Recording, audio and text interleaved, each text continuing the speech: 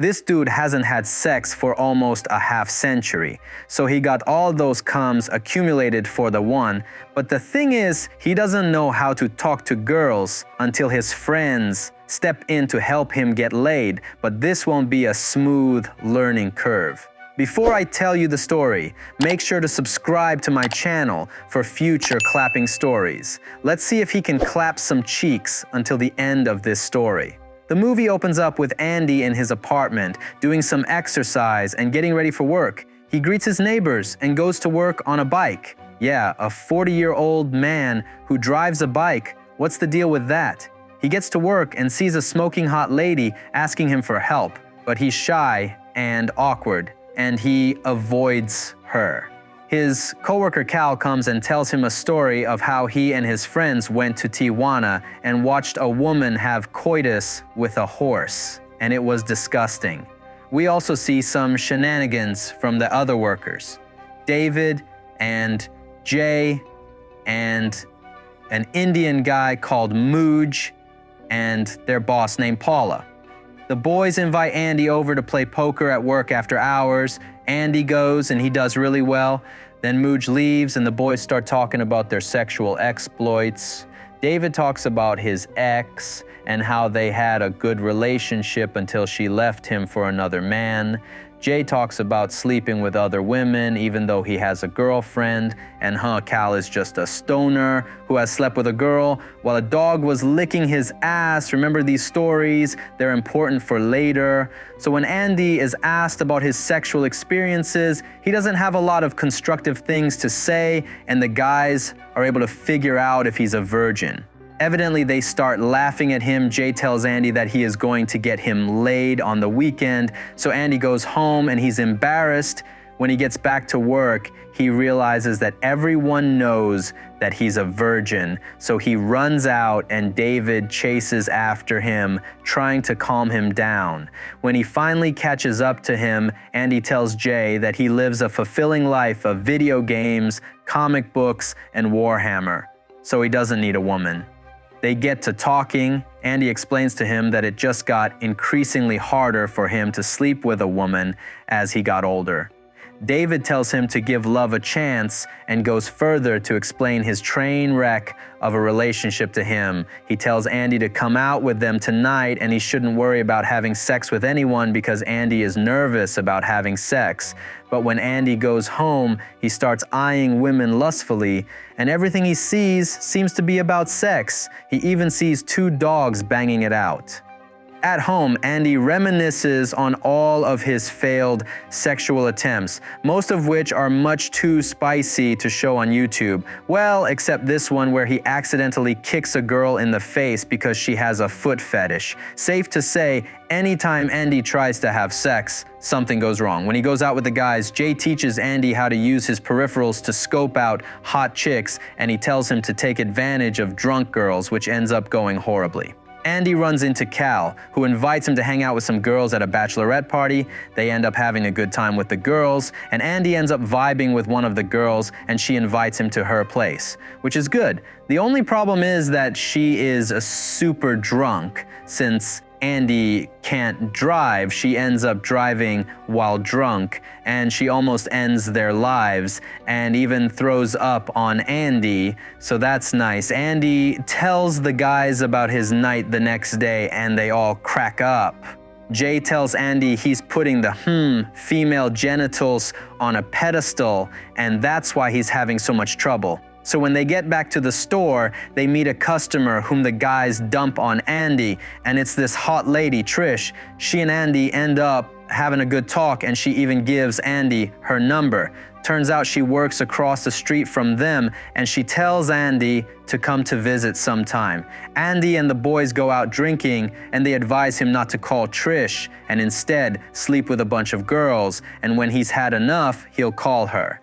Then the boys start drinking and smoking, and they teach Andy how to pee in public, and they eventually lock him in a room at the video store with some pretty explicit content playing in the background. The next morning, Andy tries to call Trish and chickens out, and then he asks Jay for help with his looks, and Jay tells him to go get his chest waxed because he has a lot of chest hair. The waxing process ends up being really painful for Andy, and it's extremely funny, but Andy ends up quitting halfway through the waxing. Andy meets up with Cal later on. He tells him that it's not about looks, and informs him that it's all about being able to talk to women, teaching him to ask a lot of questions. So he takes him to a bookstore, and he approaches a hot chick named Beth, and he basically rizzes her up. It was cool to see. So Cal and Andy celebrate. Andy goes back home and tries to call Trish again, and he pretends to be a telemarketer. Trish has some strong words for him. Apparently, she hates telemarketers, and she hangs up. Then someone rings Andy's doorbell, and it's David, who brought Andy a box from his adult video collection. Yeah, and there's a lot of them. So he forces Andy to keep it, even though Andy protests. Andy tries to dismiss the videos as disgusting, but then he does what probably every guy in the world will do. He gets a couple of tapes and watches a couple of clips to the point that it starts affecting his dreams. The next day at work, we find out that Andy's boss, Paula, is low-key into him. Then David and the boys trick Andy into going to a speed dating event. Andy hesitantly agrees. Jay pretends to be a doctor to trick girls, and David runs into his ex, and he starts fawning over her. Andy meets a former lesbian and a girl whose boobs keep slipping out of her clothes, which is also too spicy for YouTube.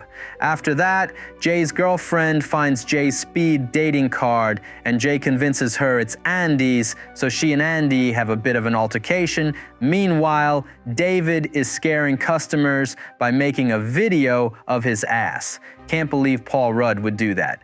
Paula makes Andy do some sales in the store, then Jay and Cal decide to take things up a notch, and Jay invites Andy to a party. When Andy gets there, there's a transvestite waiting for him. By the next day, Andy has some strong words with Jay. While that's happening, Andy is being checked out by Beth and her friend. After that, Andy goes across the street and meets Trish in her store and asks her out. Later in Andy's apartment, while Cal and David are playing Mortal Kombat, Andy calls Trish and they arrange a date, and she says that she's coming to pick him up. So Cal makes him empty out all his nerdy stuff. When Trish comes over, Andy's apartment is empty, and it's a little weird. They go out to a sushi place, and they really do have a good time. Then they go back to Trish's house, and they're both in bed, and they're about to do the deed. Trish goes to the bathroom to freshen up and tells Andy that there are protections at her bedside. While she's in the bathroom, Andy realizes that he doesn't know how to use protections, so he ends up putting them on his hands and his legs and basically wasting a lot of it. Then suddenly, two teenagers walk into the room. It turns out it's Trish's daughter Marla and her boyfriend. Apparently, Trish doesn't let her sleep with any guy, and seeing a man in Trish's bed makes her angry. This ends up ruining the mood, and Andy leaves awkwardly. He even calls some help services because he refused to lose his bone, and he'd do it on himself. It was really funny. Then he gets approached by his boss Paula, who wants to do something on the side with him, but he turns her down awkwardly. He then tells Cal and Jay about the previous night, and Jay tells him to avoid the baby daddy drama, and Cal tells him to tell Trish that he's a virgin.